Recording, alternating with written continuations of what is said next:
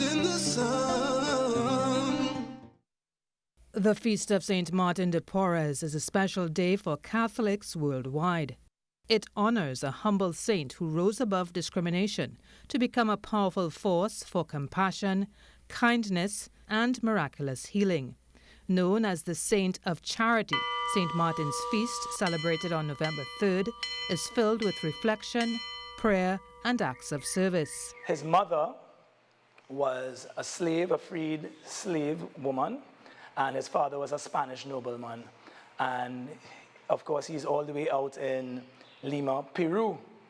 And St. Martin was known for his kindness and his deep holiness. And he was kind to the poor, he was kind to sick people, he was known to levitate and also to bilocate. That means that he could be in two places at the same time because of his immense holiness. And he's significant because he's the patron saint of mixed race people. He was canonized as saint in 1962. So think about that in light of the civil rights movement. Across Catholic communities, the spirit of gratitude and charity embodied by St. Martin de Porres is celebrated, connecting faith with the harvest of God's blessings.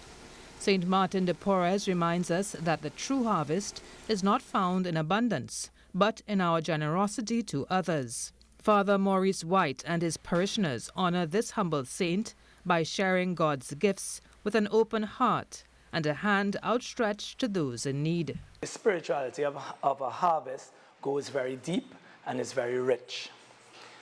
After a time of planting and sowing and taking care of the crops, it comes a time of reaping.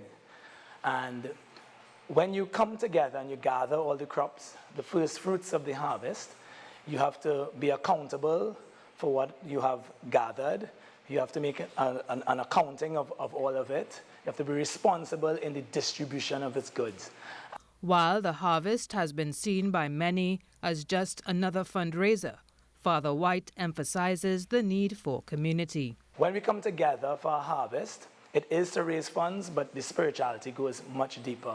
It's about us celebrating the entire community.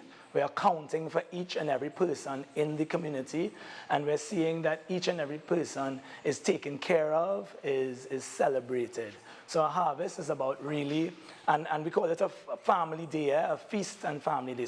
Traditionally, farmers looked forward to bringing their best produce as a means of showing gratitude for the bounty they received. Retired school principal Tionella Francis shares her experience growing up in Coryal. We had estates, so my father will put cocoa and coffee in these, long time, we used to call it 8-cent paper bag. Those long brown paper bags with the handle.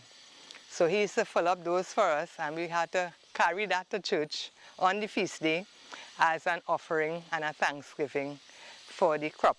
Father White and his parishioners, while keeping spirituality and charity alive, will be celebrating the Feast of St. Martin de Porres in grand style, with traditional meals, stalls, and entertainment.